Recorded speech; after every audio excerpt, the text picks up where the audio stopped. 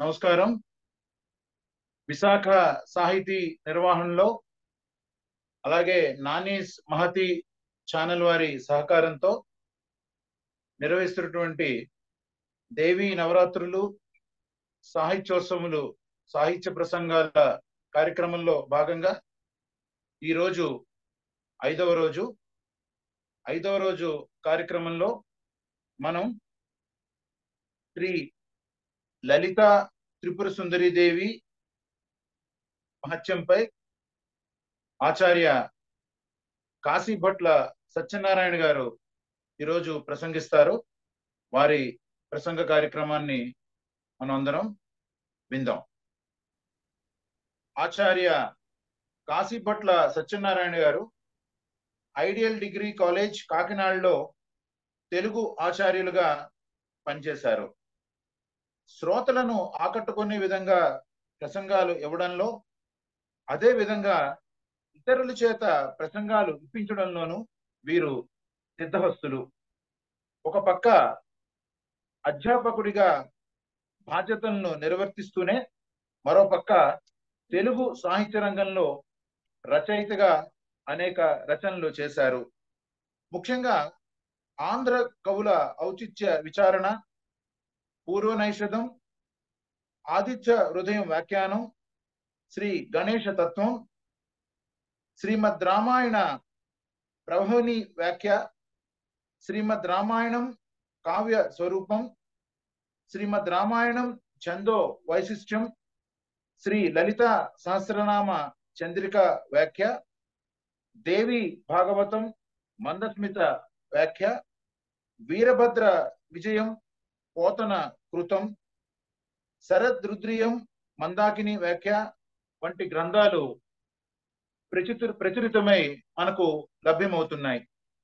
అలాగే శంకర భాష్య అనుసారంగా విష్ణు సహస్రం, శ్రీమద్ భాగవతం దశమ స్కంధం, భగవద్గీత ప్రవాహిని వ్యాఖ్య, కామాంధక రాజనీతి శాస్త్రం, ప్రాచీన ఆంధ్ర కవులు సంప్రదాయాలు ప్రయోగాలు, వ్యాస వాల్మీకం వంటి గ్రంథాలు అముద్రితాలుగా ముద్రణకు సిద్ధంగా ఉన్నాయి. శ్రీ ఆచార్య కాశీభట్ల సత్యనారాయణ గారి సాహిత్య సేవకు గుర్తింపుగా అనేక సంస్థల వారు వారికి అనేక బిరుదు సత్కారాలతో సత్కరించి గౌరవించారు. మరి నేటి ప్రసంగ కార్యక్రమంలో ఆయన ప్రసంగాన్ని విని మనందరం తరిద్దాం. ధన్యవాదాలు.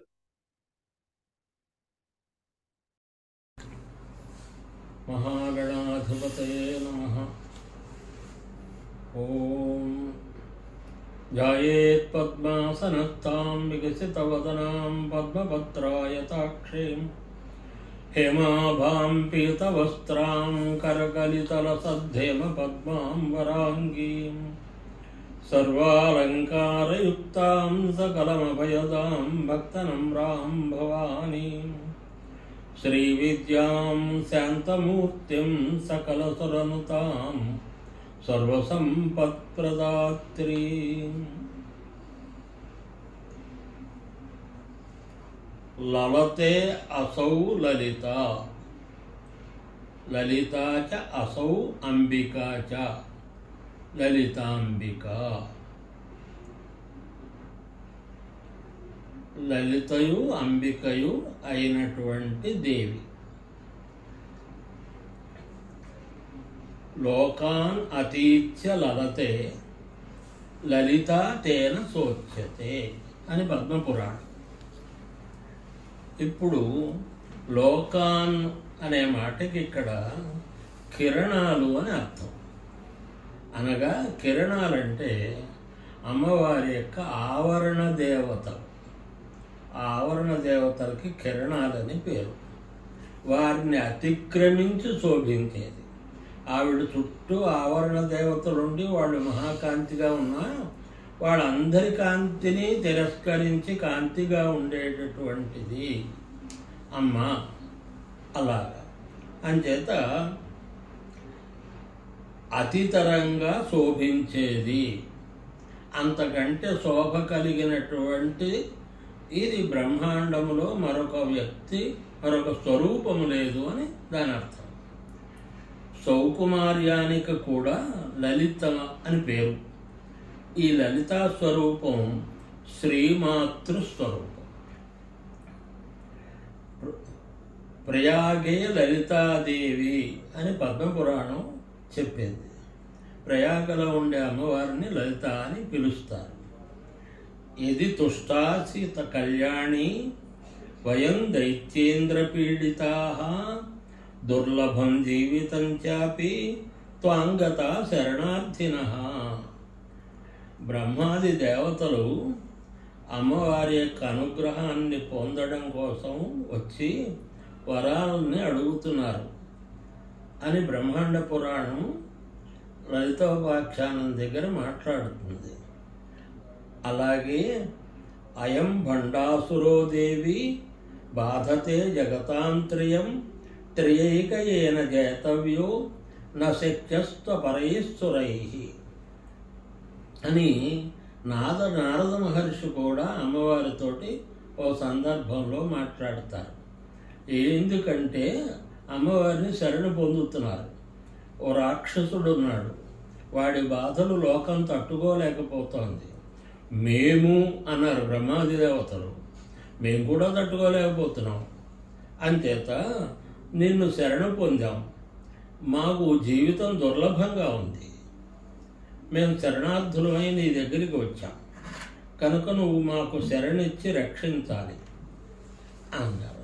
అలాగే నారద మహర్షి ఈ భండాసురుడి వల్ల జగత్తు 3 లోకాలు బాధపడిపోతున్నాయి, అమ్మా నువ్వు వాడిని జయించి, అంటే జయించడం అనే మాటకి వాడిని నాశనం చేసి ఈ లోకాలను రక్షించవలసిన అవసరం ఉంది అని నారద మహర్షి కూడా ప్రార్థించారు. అందుకనే దేవర్షి గణ సంఘాత స్తూయమానాత్మ వైభవ అని లలితా సహస్రంలో నామం ఉంది. దేవతలు, ఋషులు, ఈ గణము అంటే దేవతాగణం, ఋషిగణం, ఈ సంఘాతం, ఈ సమూహ వ్యవస్థది అని మాత్రం అర్థం కాదు. దేవతలు, ఋషులు అంటే వశిష్ఠాది మహర్షులు, ఇప్పుడు దేవ ఋషులు అంటే నారదాది ఋషులు, గణా అంటే ఆదిత్యాదులు. ఆదిత్యాదులు అంటే ఆదిత్యుడు, విశ్వేదేవతలు, వసువులు, తుషితులు, భాస్వరులు, అనిలులు, మహారాజితులు, సాధ్యులు, రుద్రులు, ఈ మొదలైనటువంటి గణాలకి గణములని పేరు. ఈ గణాలు ఇక్కడ సంఘాతం అంటే ఒక రకమైన నరకం. సంఘాతం అనే మాటకి ఏదో కొట్టబడినది అని కాదు. ఓ నరకానికి యమలోకంలో ఉండేటటువంటి నరకాలన్నిటికీ పేర్లు ఉన్నాయి. అలాంటి పేర్లు కలిగిన ఒకానొక నరకానికి సంఘాతం అని పేరు. అంచేత ఇలా ఈ సంఘాతం వీటి చేత వీటిని నిర్ణయిస్తూ, వీటిని రక్షిస్తూ, ఆ సంఘాతాల నుంచి రక్షిస్తూ సర్వజనుల చేత స్తుతింపబడేటటువంటి ఆత్మవైభవం కలిగిన దానివి. ఆత్మస్వరూపానికి తాను అనే అక్కడ అర్థం, అంతే, ఇంకొకరు కాదు. అలాగా ఇలా స్తుతిస్తే ఆ తల్లి శ్రీమాత అయి చిదగ్నిఖండం నుంచి ఉద్భవించింది. చిదగ్ని అంటే జ్ఞానాగ్ని అని అర్థం. దేవతలు యజ్ఞకుండను కేవల కర్మాగ్నికుండవ. సామాన్యంగా దేవతలు చేసిన మహర్షులు చేసిన ఆ యజ్ఞాలన్నీ కర్మకుండములుగానే ఉంటాయి. కానీ ఇక్కడ జ్ఞానకర్మల సంయోగం యజ్ఞం. అందుకని దేవతలు కుండంగాను కర్మకుండంగాను ఆ యజ్ఞాన్ని చేస్తున్నారు. కనుక దేవతా స్వరూప అవస్థను పూర్తిగా పొంది తమ తమ అవయవాల్ని ఖండించి హోమకుండంలో వేస్తున్నారు. దేవతలు తేజస్వరూపులు, అవయవ స్వరూపులు, 2 లక్షణాలు. తేజస్వరూపులుగా ఉన్నప్పుడు వాళ్ళ యందు కామక్రోధాదులు ఏమి ఉండవు, వాళ్ళు జ్ఞాన వ్యవస్థ యందు ఉంటారు. అవయవ స్వరూపంగా ఉన్నప్పుడు రౌద్రాది లక్షణాలు ఉంటాయి. ఇప్పుడు దేవతలు యజ్ఞకుండంలో తమ శరీరాలను అర్పించడం కోసం అవయవ లక్షణాలతో ఉండి తమ శరీరంలో భాగాలన్నింటినీ నరికి వాటితోటి హోమం చేస్తున్నారు. ఇలాగ వాటిని ఖండించి హోమం చేశారు. అలా శరీరం చేయడం వల్ల శరీర జ్ఞానాన్ని వదిలి ఆత్మజ్ఞానంతో అమదర్శనాన్ని చేస్తున్నారు. అటువంటి దేవతల మనోవివాంఛారూపమైనటువంటి మహిషాసుర సంహారం కోసం ఆ తల్లి ఆ అగ్నికుండం నుంచి ఆవిర్భవించింది. అక్కడ అయితే లలితాదేవి ఆవిర్భవించినటువంటి మొదటి ప్రయోజనం భండాసురవధ. మహిషాసురవధ తర్వాతది. ఈ భండాసురవధ ఆవిడ ఆవిర్భావానికి మొదటి ప్రయోజనం ఇది. బ్రహ్మాండ పురాణంలో లలితోపాఖ్యానంలో భండాసుర యుద్ధాలు చాలా విపులంగా చెప్పబడ్డాయి.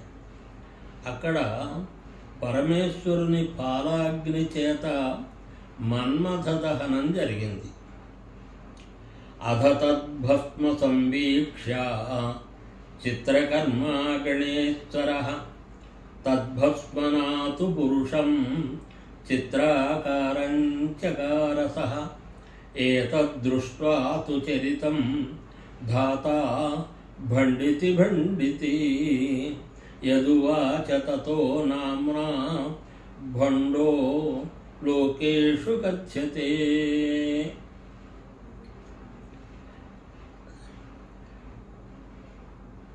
ఆ దహనం జరిగిన తర్వాత ఆ మన్మథ శరీర భస్మాన్ని చిత్రకర్ముడైన గణేశుడు చూశాడు. ఇక్కడ గణపతి గణాల్లో చిత్రకర్ముడనేవాడని కొందరు, లోకంలో గణపతి పనులన్నీ చిత్రంగా ఉంటాయి అంచేత ఆయన చిత్రకర్ముడు అనేవారు కొందరు. అలా ఉన్నారు. బాలభావంగా ఆయన చిత్ర విచిత్రమైన కర్మలు చేస్తూ ఉంటాడు. అటువంటి గణపతి అని కొంతమంది చెప్పారు. ఆ గణపతి ఆ భస్మంతో చిత్రమైన ఆకారంతో ఒక మగవాడిని తయారు చేశారు. చిత్రమైన ఆకారం అంటే గణపతి చేష్టలు. గణపతి చేష్టల్ని మనం చూస్తే అందులో ఆయన హాస్యం ప్రధానంగా కనపడుతుంది. అంచేత ఆయన ఏ పని చేస్తాడో దాని ఆంతర్యము వేరుగా ఉంటుంది. అది పరమేశ్వరాదులు గ్రహిస్తారు. మామూలు వాళ్ళకి అదేదో వేళాకోళంగా ఉన్నట్టు కూడా అనిపించవచ్చు. కనుక ఇలాంటి కర్మలు చేస్తూ ఉంటాడు కనుక అటువంటి ఆ గణపతి ఆ భస్మంలోంచి ఓ చిత్రమైన ఆకారంతో మగవాడిని తయారు చేశాడు. చిత్రమైన ఆకారం అనే మాటకి వాడి స్వరూపం, అదో ఆయన స్వరూపం చిత్రంగా ఉంటుంది కదా, అలాగే వాడి స్వరూప వ్యవస్థని ఆయన అనుకున్నట్టుగా అలాగ వాడిని నిర్మాణం చేశాడు, శిల్పం చేశాడు. ఆ శిల్పం చేసిన తర్వాత ఆయన స్పర్శ చేస్తే వాడికి జీవం కూడా వచ్చింది. పరమేశ్వరుడు క్రోధాగ్నితో మన్మథ దహనం చేయగానే బ్రహ్మాదులందరూ భయంతో అక్కడికి వచ్చి ఉన్నారు. అప్పటికి ఆ మన్మథుడు పునర్జీవనం ఎలా అని వాళ్ళు కంగారు పడుతూ ఉంటే ఇంతలో ఈ పని జరిగింది. గణపతి ఆ భస్మాన్ని పురుషుడుగా శిల్పం చేశాడు. బ్రహ్మదేవుడు కంగారు పడ్డాడు. ఎంత మహానుభావుడు భస్మమైనా అది చితాభస్మమే. అది మన్మధుడి భస్మం అవ్వచ్చు, మామూలు వాళ్ళ భస్మం అవ్వచ్చు, అది చితాభస్మం. అందుకని బ్రహ్మదేవుడు కంగారు పడి బండ అన్నాడు. అంటే సిగ్గు అని అర్థం. బండ శబ్దానికి సిగ్గు అని అర్థం. అని చెప్పి సిగ్గు అంటే ఏమిటి సిగ్గు? ఏమిటి ఆ చితాభస్మం ముట్టుకుంటావు? ఆ చితాభస్మంతో ఏమిటి బొమ్మ తయారు చేసేసావు ఏకంగాను అని చెప్పి బ్రహ్మదేవుడు బండ అన్నాడు. ఆయన ఎప్పుడైతే ఆ విధంగా అన్నాడో వాడికి అదొక పేరుగా స్థిరపడిపోయి వాడు భండుడయ్యాడు. అయితే రుద్రకోపానలాజ్జాతో యతో భండో మహాబలః తస్మాత్ రౌద్రస్వభావశ్చ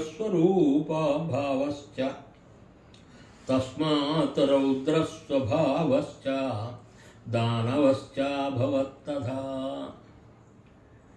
ఈ భండు రుద్రకోపాగ్ని నుంచి పుట్టాడు. అంటే ఆ భస్మం రుద్రకోపంతో తయారైంది. అది ఇంకా వేడిగా ఉంది. రుద్రకోపం యొక్క లక్షణం దాని యందు ఉంది. అంచేత ఆ రుద్రకోపాగ్ని నుంచి పుట్టాడు కదా, అందుకని రౌద్ర స్వభావుడు అయ్యాడు. రౌద్రం తామస గుణం.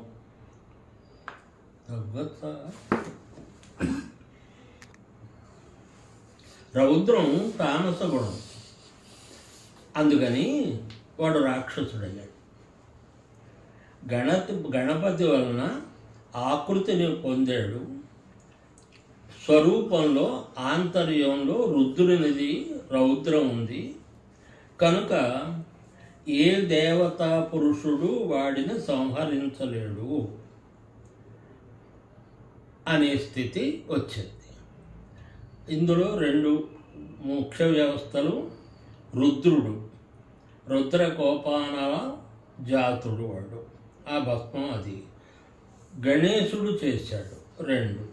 ఈ రెండిటి కారణాల వల్ల వాడు అతి బలవంతుడయ్యాడు. వాణ్ణి ఇంకో దేవుడు ఎవడు సంహరించడానికి సాధ్యుడు కాడు. ఇలాంటి స్థితుల్లో వాళ్ళు ఆ అమ్మవారిని ప్రార్థించారు. ప్రార్థిస్తే ఇప్పుడు ఇది లలితాంబ కర్తవ్యం అయింది. అక్కడి నుంచి వాడు దేవతలతో మనుష్యులతో అనేక యుద్ధాలు చేసి భువనాలను ఆక్రమించడం ప్రారంభించాడు. చేయవలసిన రాక్షస కృత్యాలన్నిటినీ చేస్తూనే ఉన్నాడు. బ్రహ్మాది దేవతలు, నారదాది మహర్షులు లలితాదేవిని స్తుతించి ప్రసన్నం చేసుకున్నారు. ఆ తల్లి భండాసుర హరణార్థం ఏకావా అనేకా అంచేత ఈ దేవతలను అనుగ్రహించడానికి ఆ తల్లి భండాసురుణ్ణి చంపడం కోసం ఒక్కతిగా ఉన్న తాను అనేకులుగా అయ్యింది. అది అని ఈ మాట గౌడపాదులు అన్నారు. బ్రహ్మమైన ఆత్మ అంటే మనస్సు. ఇది కల్ప దుఃఖాలని పొంది క్లేశాన్ని అనుభవించే జీవుడికి బండుడని పేరు. బ్రహ్మభావం కలిగి ఉండవలసినటువంటి ఆత్మ. ఆత్మశబ్దానికి శరీరము, మనస్సు, బ్రహ్మము అని కూడా అర్థాలు. అంచేత ఇక్కడ ఈ ఆత్మస్వరూపం ఇది బండుడిది. ఇది కల్పిత దుఃఖాలని పొంది క్లేశాన్ని అనుభవించేటటువంటి జీవలక్షణం. క్లేశాలు దేవతలు పొందుతున్నారు కదా అంటే కాదు, దేవతలు పొందుతున్నారు, అది బహిర్భూతం అవుతోంది. కానీ ఈ దుర్మార్గమైన పనులు ఎన్ని చెయ్యాలో అన్ని చెయ్యడానికి వాడు ఎప్పుడూ కష్టపడుతూ ఉంటాడు. వాడు ప్రశాంతతను ఎరగడు, మనశ్శాంతిని ఎరగడు. ఎప్పుడు ఎవరి మీదకి వెళ్ళి ఎవరిని తన్నాలా, ఏం ఆక్రమించుకోవాలా అని ఆలోచిస్తూ ఉంటాడు. ఆ జీవుడికి ఈ యుద్ధాలు దెబ్బలాట్లు తప్ప మరొక విషయం ఉండదు. దీనివల్ల వాడు సుఖాన్ని పొందడు, సుఖభ్రాంతిని పొందుతాడు. అంచేత అలాంటి జీవుడు ఇప్పుడు అమ్మవారు విస్తరించిన అనేక రూపాలు, ఆ రూపాలతోటి ఆ తల్లి ఈ జీవుణ్ణి ఆత్మవంతుణ్ణి చేయడం కోసం వచ్చింది. సంహరించడం అనే మాటకి ఏదో నరికేయడం, క్రోధాన్ని ప్రదర్శించడం, శౌర్యం ఇలాంటి అర్థాలు కాదు. దేవతల దగ్గర వాళ్ళు ఎవరు ఏ అవతారంలో ఏ రాక్షస సంహారం చేసినా రాక్షస స్వరూపంగా ఉన్నటువంటి వాడి ఆత్మని అందులోంచి బయటికి తీసి జ్ఞానస్వరూపంగా మార్చడం అనేది వాళ్ళ యొక్క లక్షణం. అది భగవంతుడి యొక్క లక్షణం, అమ్మవారి యొక్క లక్షణం. కనుక ఈ జీవుడికి ఈ దుఃఖాన్ని తొలగించాలి. ఈ జీవుడికి ఈ దుఃఖంతో బాధపడుతున్నాడు, ఈ దుఃఖాన్ని అందరికీ అంటగట్టి వాళ్ళని బాధపడుతున్నాడు. కనుక ఈ రకమైనటువంటి దుఃఖంలోంచి వీళ్ళని బయటకు తీసుకురావాలి అని అమ్మవారు విస్తరించిన అనేక రూపాలలో ఒక రూపాన్ని సంపత్కరి అన్నారు. ఈ స్వరూపం లలితా పరమేశాన్య అంకుశాస్త్రాత్ సముద్గత. ఈ సంపత్కరి అనేటటువంటి శక్తి స్వరూపం ఉందే, ఇది లలితాదేవి యొక్క అంకుశం, అంకుశాస్త్రంలోంచి బయటకు వచ్చింది. అంచేత ఆ తల్లి యందు యుద్ధ వ్యవస్థకు సంబంధించినటువంటి భావం ఉంటుంది. ఆ శక్తి రణకోణాహం అనే ఒక ఏనుగునెక్కి అనేక ఏనుగుల్ని కూడా ఉంచుకుని బయలుదేరింది.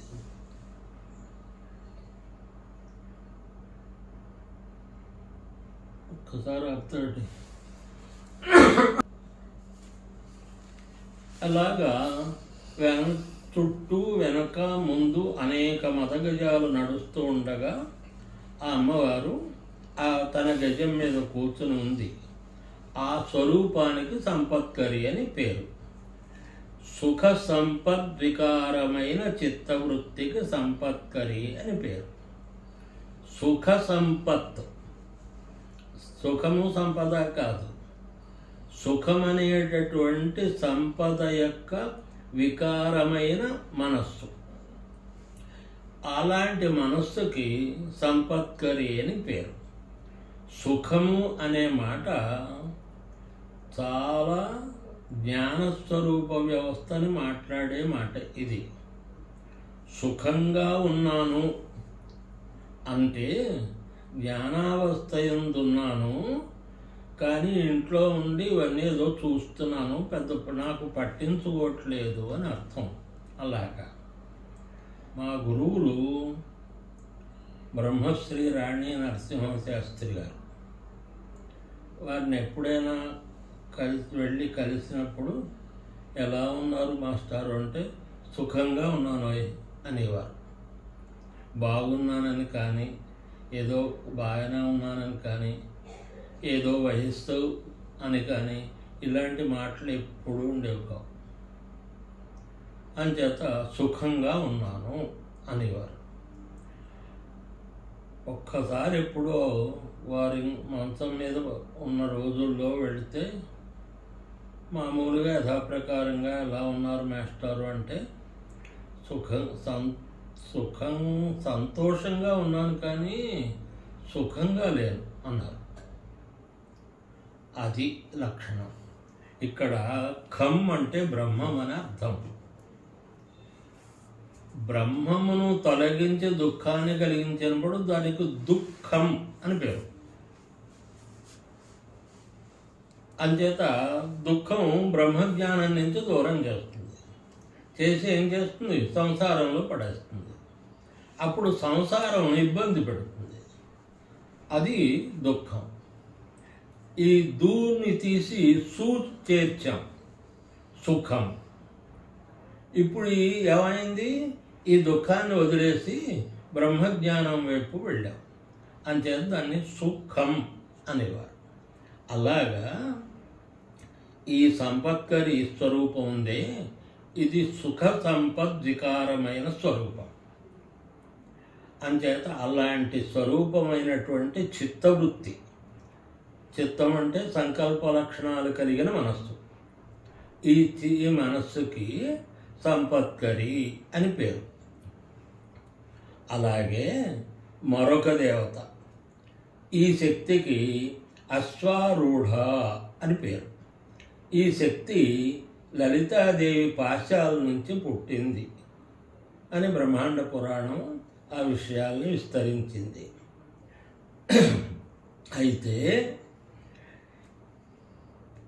ఈ అశ్వారూఢ అన్న దగ్గర అశ్వశబ్దానికి గుర్రం అని తెలుగులో అనుకునేటటువంటి అర్థం మాత్రమే నిర్ణయం కాదు. అసలు ఆ అర్థంలోంచి పుట్టింది కాదు. అశ్వం అంటే కిరణం. అది అంచేత సప్తాశ్వుడు అని సూర్యుడిని అంటారు. సప్తాశ్వుడు అనే మాటకి 7 గుర్రాలు ఉన్నవాడు అని కాదు, 7 కిరణాలు ఉన్నవాడు అని అర్థం. అంచేత ఈ కిరణ లక్షణం కలిగినటువంటిది ఆవిడ. ఈ కిరణం అవతలవాడు చూసి తట్టుకోలేకపోవచ్చు. ఈ కిరణ స్వరూపం చేస్తే వాడు అనేక రకాలైన ఇబ్బందుల్ని పడి ఆ శక్తిని చూడలేకపోవచ్చు. అలాగే చక్రరాజ రథారూఢ అనే ఒక శక్తి. ఈ రథం సర్వాయుధాలతో అలంకరింపబడి ఉంటుంది. ఈ అమ్మవారి రథం ఆనందధ్వజంతో ఉంటుంది. ఈ రథానికి 9 పర్వములు, పర్వం అంటే అంతస్తు అని అర్థం, 9 పర్వాలు ఉంటాయి. దీని ఎత్తు 10 యోజనాలు, వైశాల్యం 4 యోజనాలు. అలాగే గేయ చక్ర రథం, దీనికి 7 అంతస్తులు. దీన్ని అధిరోహించే శక్తికి మంత్రిణి అని పేరు. ఈ మంత్రిణి స్వరూపం అయినటువంటి ఈ అమ్మవారు ఈ స్వరూపంగానే ఉండి ఆవిడ ఆ రథంలో ముందుకు నడుస్తూ ఉంటుంది. అయితే ఆమె నిత్యమైనటువంటి ఆనందమయమైనటువంటి స్వరూపం కలిగినటువంటిది. ఆ స్వరూపంలో ఉన్నటువంటి తల్లి. అంచేత ఆవిడకి గేయ చక్రము లేక గీతి చక్రము అని ఆవిడ అధిరోహించిన రథమునకు పేరు. అది ఈ గేయ చక్ర రథం తరువాత కిరిచక్ర రథం అనే ఒక రథం ఉంది. ఈ గేయ చక్రాన్ని అధిరోహించినటువంటి అమ్మవారికి మంత్రిణి అని పేరు. ఈ మంత్రిణి అనేది పదవి. ఈ పదవిని అలంకరించినటువంటి ఆ తల్లికి శ్యామలాదేవి అని పేరు. అంచేత ఆ శ్యామలాదేవి స్వరూపంగా ఉండేటటువంటి ఆ శక్తి ఈ గేయ చక్రం మీద అధిష్టానం చేసి బయలుదేరుతోంది. అలాగే కిరిచక్ర రథం, దీనికి 5 పర్వాలు అంటే 5 అంతస్తులు ఉంటాయి. దీన్ని అధిరోహించే శక్తికి వారాహి అని పేరు. వారాహి అంటే వరాహ రూపంగా ముఖము కలిగినటువంటిది అని ఒక భావం. అమ్మవారి యొక్క రూపాన్ని కూడా వేసినప్పుడు అలాగే వరాహముఖంగా వేస్తూ ఉంటారు నిజానికి. కానీ ఈ కిరి అంటే సృష్టికి, ఈ సృష్టి యొక్క సముదాయం అంటే, సృష్టి సముదాయం అంటే సృష్టి, స్థితి, లయము, ఈ మూడిటికి కలిపి సృష్టి అనే పేరు. సృష్టి అనగానే స్థితి ఉంటుంది, స్థితి తర్వాత లయం ఉంటుంది. అంచేత ఈ మూడు ఒకే వ్యవస్థలో, ఒకే శరీరంలో, ఒకే విశ్వంలో, అంచేత విశ్వంలో విశ్వస్థానంలో, శరీరంలో శరీర స్థానంగాను ఉంటుంది. ఇలా ఉండేటటువంటి దానికి కిరి అని పేరు. ఆ తల్లి రథం ఎక్కేటప్పుడు దండనాథునికి కూడా భయపడదు అన్నారు. దండనాథుడు అంటే యమధర్మరాజు. ఆవిడ రథం ఎక్కి బయలుదేరితే యమధర్మరాజు యుద్ధానికి వచ్చినా ఆవిడేం భయపడదు. అంచేత దండనాథ పురస్కృత అని అన్నారు. అంత మాత్రం కాదయ్యా, ఆ అమ్మవారు దండనాథ అయి ముందుకు బయలుదేరుతోంది అని ఎదురు చెబుతారు. అమ్మవారు జ్వాలామాలినికా క్షిప్త వన్య ప్రాకార మధ్యగా, లలితా స్వరూపం. ఆవిడ చుట్టూ ఆవిడ్ని మనం చూడలేం, ఆవిడ్ని మనం సమీపించలేం, మనంతట మనంగా ఆవిడ్ని సమీపించలేము. ఆవిడ్ని సమీపించాము అంటే ఆవిడ దగ్గరికి తీసుకెళ్ళింది అని అర్థం. దేవాలయానికి మనం వెళ్ళాము అంటే మనం వెళ్ళామని కాదు, భగవద్ అనుగ్రహం ఉండి మనం వెళ్ళామని అర్థం దానికి. అలాగా ఆవిడ చుట్టూ జ్వాలామాల ఉంటుంది. అంటే మామూలుగా అయితే ఏదో పెద్ద మనకి కార్తీక మాసంలో గడ్డి ఏర్పాటు చేసి చుట్టూను పైనను దాన్ని అంటించి దాని మధ్యలో పలకిలో అమ్మవారి నుంచి అలా చేసినట్టు. అయితే అమ్మవారి దగ్గర అలాగక్కర్లేదు. అమ్మవారి మధ్యలో కనపడుతుంది. ఆవిడ చుట్టూ, ఆవిడ శరీరంలోంచి బయటికి వస్తూ, నిత్యము బయటికి వస్తూ ఉండేటటువంటి కాంతి ఆవిడ చుట్టూ వలయంలా మనకు కనపడుతూ ఉంటుంది. ఈ ప్రాకార మధ్యంలో లలితాంబిక ఉంటుంది. బండ సైన్య నాశనానికి బయలుదేరిన నకులిని మొదలైనటువంటి శక్తులను చూసి అమ్మవారు ఆనందిస్తోంది. చతుర్దశి తిథికి జ్వాలామాలినిక అనే పేరుంది. ఈ ప్రాకార మధ్యంలో లలితాంబిక ఉంటుంది. బండ సైన్య నాశనానికి బయలుదేరినటువంటి నకులిని మొదలైన శక్తుల్ని చూసి అమ్మవారు ఆనందిస్తోంది. ఇక్కడ బండుడు అంటే జీవుడు, వాడి సైన్యం అంటే ద్వైత వృత్తులు. ద్వైత వృత్తులంటే నామస్వరూపాలతోటి భగవంతుణ్ణి నిర్ణయం చేసుకోవడం, లేదా ఆత్మభావం లేక కేవలం మనోభావం కలిగి మనస్సు శరీరం మాత్రమే సంయోగ లక్షణంగా కలిగి ఉండడం, వీటికి ద్వైత వృత్తులని పేరు. దీన్నే ద్వైతం అంటారు. అంచేత ఇక్కడ భగవంతుడికి నామరూపాదులు ఉంటాయి, ఉండి భక్తి కారణంగానే సేవ చేస్తారు. అది తర్వాత పెరగాలి, పరాభక్తి వ్యవస్థకు వెళ్ళాలి. అందుకని ఈ ద్వైత వృత్తులకి కూడా ఈ రకమైనటువంటి వ్యవస్థ ఉంది. ఇది సైన్యం లాంటిది. వీళ్ళు దెబ్బలాడేవాళ్ళు అటు ఇటు అని రకరకాలుగా ఉన్నట్లుగానే ఇది కూడా, ఈ వృత్తులు కూడా అటు ఇటుగా ఉంటూ ఉంటాయి. అలాగే చతుర్బాహుడు మొదలుగా ఉపమాయువు వరకు బండపుత్రులు 30 మంది ఉన్నారు. ఈ బండుడికి 30 మంది పిల్లలు. వాళ్ళకి.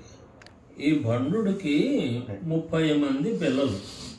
వీళ్ళల్లో పెద్దవాడు చతుర్బాహుడు, ఆఖరివాడు ఉపమాయువు. వీళ్ళందరినీ 9 సంవత్సరముల వయస్సు గల బాల అనే శక్తి సంహరించింది. బాల త్రిపుర సుందరి అనడం కూడా లోక వ్యవహారం ఉంది. ఇప్పుడు 9 సంవత్సరాల వయస్సు అని అంటే మన సామాన్య మానవ జాతి యొక్క వయస్సుతో అలాగే ఈ శరీరంగా మనం లెక్క పెట్టుకోకూడదు. ఆ 9 సంవత్సరాల వయస్సు ఉండేటటువంటి ఆ వ్యవస్థలో పిల్ల ఎలా ఉంటుందో అలాగ చిన్నపిల్లగా ఉండి ఆవిడ యుద్ధానికి బయలుదేరి ఈ భండుడి యొక్క పుత్రులందరినీ నాశనం చేసింది. ఈ శక్తి లలితాదేవి కూతురు కనుక కూతురు పరాక్రమాన్ని చూసి తల్లి సంతోషిస్తుంది. అమ్మవారికి మంత్రిని అయినటువంటి శ్యామలాదేవి విషంగా వధ చేసింది. విషంగుడు విశుక్రుడు అనే ఇద్దరు భండుడికి తమ్ముళ్ళు ఉన్నారు. ఇదొక వింత. భండుడే బూడిదలోంచి తయారు చేయబడ్డాడు కదా, వీడికి తమ్ముళ్ళు ఎలా వచ్చారు అని ప్రశ్న. అంటే పురా భండాసురో నామ సర్వదైత్య శిఖామణి పూర్వదేవాన్ బహువిధాన్య స్రష్టుం స్వేచ్ఛయా పటు విశుక్రన్నామ దైతేయం వర్గ సంరక్షణ క్షమ శుక్రతుల్యం విచారజ్ఞం దక్షాంశేన ససర్జస వామాంశేన విషంగంచ స్రష్టవాన్ భ్రాతరౌ ఉభౌ. ఈ భండుడు సర్వదైత్య శిఖామణి అయ్యాడు. అనేకుల్ని పూర్వదేవతలను సృష్టించాడు. పూర్వదేవతలు అంటే రాక్షసులు. వాళ్ళను సృష్టించుకున్నాడు. వాళ్ళకి తాను మహానాయకుడు అయ్యాడు. వారిలో విశుక్రుడు, ఈ విశుక్రుణ్ణి భండుడి యొక్క కుడి భుజం నుంచి పుట్టాడు. అలాగే విషంగుడు అనేవాడు భండుడి యొక్క ఎడమ భుజం నుంచి పుట్టాడు. అందుకని వీడికి తమ వాళ్ళు కాని వాళ్ళను ఎలాగా నిర్ణయించి సంహరించాలో నేర్పాడు. ఇది బ్రహ్మ సృష్టిలో భావంలా భండ సృష్టిలో కూడా ఉంది. బ్రహ్మదేవుడి యొక్క అవయవాల్లోంచి ఋషులు పుట్టారు. బ్రహ్మదేవుని యొక్క అవయవాల్లోంచి మనుభార్యలు ఉద్భవించారు. అలాగే దక్షాదులు ఆయన యొక్క అంగుష్టాల్లోంచి అక్కడి నుంచి పుట్టారు. అలాంటి లక్షణం ఇవాళ భండుడికి ఉంది. అంచేత ఈ భండుడికి ఈ తమ్ముళ్ళు ఇద్దరు చెరో భుజం నుంచి, విశుక్రుడు అనేవాడు కుడి భుజం నుంచి పుడితే వాడు సర్వరాక్షస సంరక్షణం చేసే బాధ్యతని పొందాడు. వాడిని ఈ రాక్షస వర్గానంతటినీ ఎవరి చేత బాధలు లేకుండా రక్షించేటటువంటి బాధ్యత నీకు అప్పచెబుతున్నాను అన్నాడు భండుడు. వాడు ఆ విధంగా ఆ పదవిలో ఉన్నాడు. అంటే సర్వరాక్షస సైన్య అధ్యక్షుడై వాళ్ళని రక్షిస్తూ ఉన్నాడు. విషంగుడు ఎడం భుజంలోంచి పుట్టాడు. వీడికి తమ వాళ్ళెవరూ నిర్వీరులు కాకుండా చూడమని బాధ్యత అప్పగించాడు. ఎవ్వరూ ఏ సమయంలోనూ నిర్వీర్యులు కాకూడదు, దుఃఖాన్ని పొందకూడదు, అలసటని పొందకూడదు, భయాన్ని పొందకూడదు. అంచేత అలాగ వాళ్ళని ఎప్పుడూ నువ్వు సంరక్షిస్తూ ఉండాలి అని ఈ బాధ్యతని అప్పగించాడు. మామూలుగా ఆలోచిస్తే వీళ్లలో మొదటివాడు మంత్రి, రెండోవాడు సేనాపతి.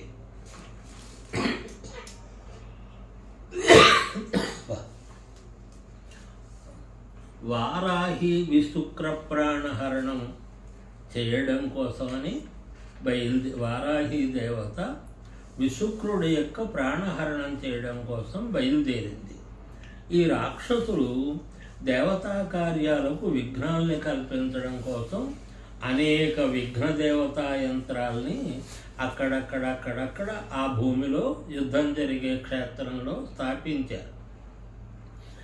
అప్పుడు అమ్మవారు బ్రహ్మమునందు తన దృష్టిని లీనం చేసింది. లలితాదేవి ఈ విషయం గ్రహించి బ్రహ్మమునందు తన దృష్టిని లీనం చేసింది. లీనం చేస్తే బ్రహ్మము అనేటటువంటి మాటకి వేదాంతుల మాట, ఆ బ్రహ్మమును శాక్తేయ సంప్రదాయంలో కామేశ్వరుడు అంటారు. వేదాంత వ్యవస్థలో బ్రహ్మము అనబడేటటువంటి మాటే ఉపాసనా వ్యవస్థకు వచ్చి స్వరూప వ్యవస్థ అనే లక్షణానికి వచ్చినప్పుడు ఆ స్వరూపం శక్తి అయితే ఆ శక్తికి సంబంధించినటువంటి స్వరూపం ఆ స్వరూపాన్ని కామేశ్వరుడు, బ్రహ్మమని ఎవరినన్నామో కామేశ్వరుడు అని కూడా వాళ్ళు అన్నారు. అంచేత కామేశ్వరుడు అనే మాటకి బ్రహ్మము అనే అర్థం నిజానికి. అయితే అమ్మవారు కామేశ్వర ముఖావలోకనం చేసి గణేశ్వరుణ్ణి కల్పన చేసింది.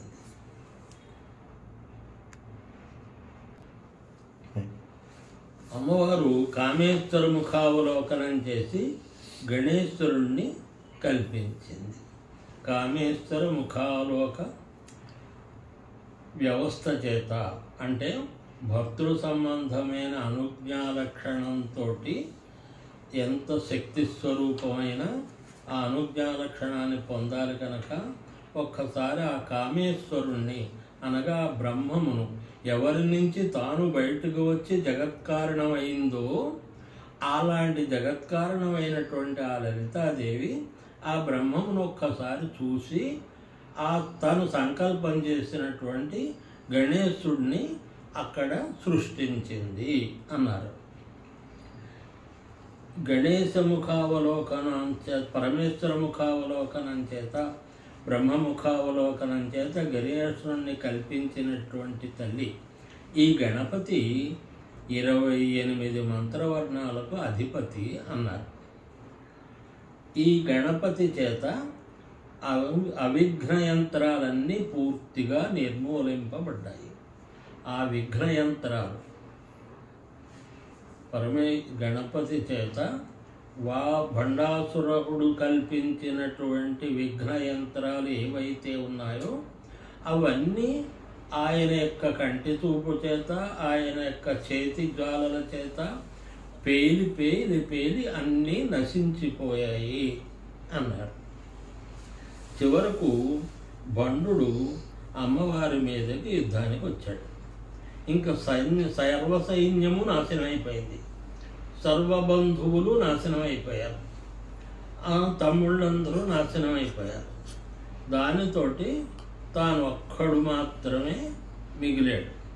రామాయణంలో సర్వులు నాశనం అయిన తర్వాత రావణాసురుడు ఒక్కడే మిగిలినట్లుగా ఇక్కడ కూడా ఈ బండు ఒక్కడే మిగిలాడు.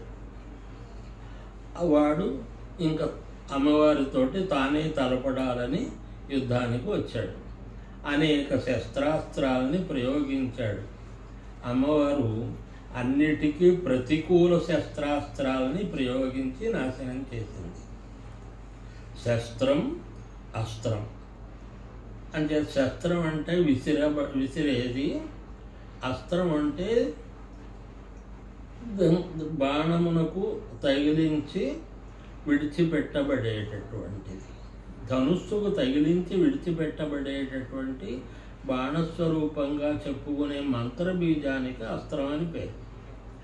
శస్త్రం అంటే విసిరి ఎదరవాడిని చంపేటటువంటి ఆయుధ వ్యవస్థ. అది శూలం అవ్వచ్చు, గద అవ్వచ్చు, మరొకటి అవ్వచ్చు. అలాగా ఇందులో కూడా 3 విధాలుగా కూడా చెప్పబడింది. శూలాదుల్ని విసిరి అతను వాడిని చంపడం అనేది దూరానికి సంబంధించిన వ్యవస్థ. అది శస్త్రం. అలాగే ఎదురెదురుగా ఉండి దెబ్బలాట వాడిని చంపేటటువంటిది. దీనికి గద ఖడ్గములు కారణం. ఇవి కూడా శస్త్రములే.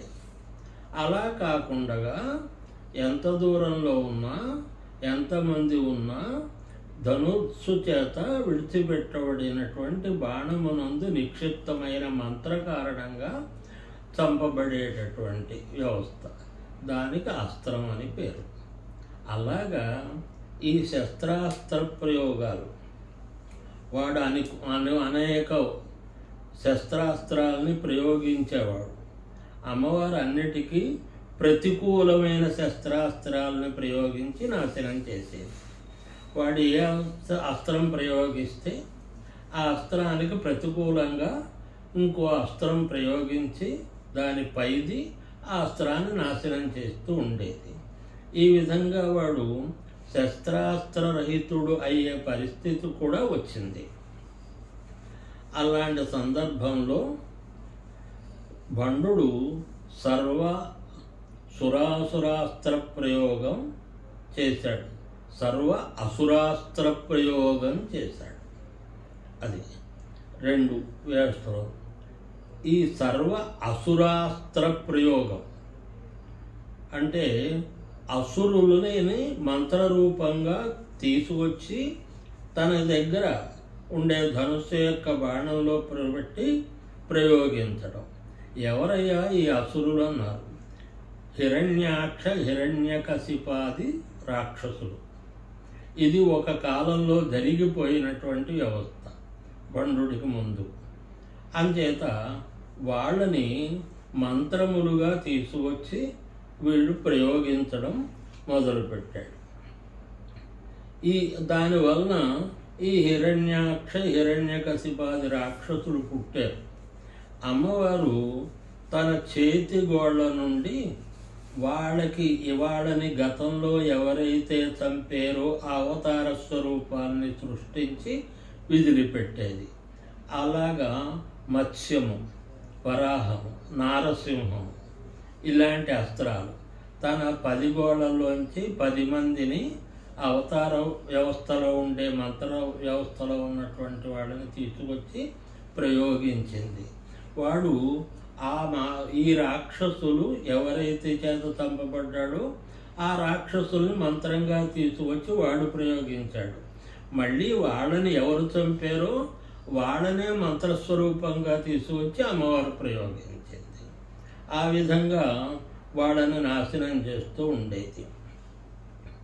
ఈ రాక్షస సంహారం, ఆ రాక్షసులు సంహరింపబడినటువంటి స్థితి, ఇదంతా వాడికి చాలా బాధ కలిగింది. అలాంటి సందర్భంలో అమ్మవారు కొంచెం ఈ కార్యక్రమాన్ని తొందరగా ముగించాలనే వ్యవస్థలో మహాపాశుపతాస్త్ర ప్రయోగం చేసింది. పాశుపతము, మహాపాశుపతము అని 2 ఉన్నాయి. ఈ రెండింటికి కూడా ఉపాసనా వ్యవస్థలో మంత్రాలు వేరు. పాశుపతం అనేది అర్జునుడి దగ్గర ఉంది అని మనకు తెలుసు. పరమేశ్వరుడు అనుగ్రహించాడు ఆ మంత్రాన్ని.